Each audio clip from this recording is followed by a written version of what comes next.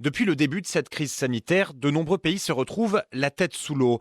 Équiper des hôpitaux, indemniser les populations affaiblies par la crise, soutenir une économie nationale tout aussi affaiblie ou encore acheter des vaccins, tout cela coûte cher, très cher. Beaucoup de pays se sont donc endettés pour pouvoir survivre pendant cette période difficile et ils ont dû prioriser. Les chantiers écologiques qui avaient été lancés ont été mis sur pause et les financements accordés à ce type de projet ont été redirigés, alloués à des causes plus urgentes. Les pays à bas revenus font donc face à une double crise. Ils doivent désormais rembourser leurs dettes tout en s'attaquant aussi aux problèmes environnementaux qui sont toujours bien présents. Kristalina Georgieva est la directrice générale du FMI. The harsh reality is that poorer nations are at risk of missing out.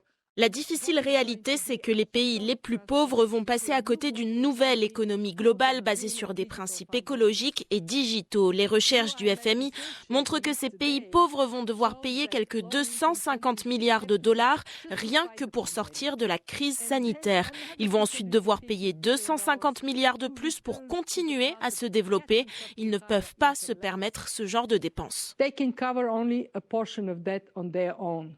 Et c'est pourquoi un groupe de travail technique réunissant des représentants de la Banque mondiale, du FMI, mais aussi des Nations unies et de l'OCDE a été mis en place. Il doit proposer des options créatives qui permettront de réduire la dette de certains pays tout en augmentant les investissements écologiques et donc aussi l'emploi.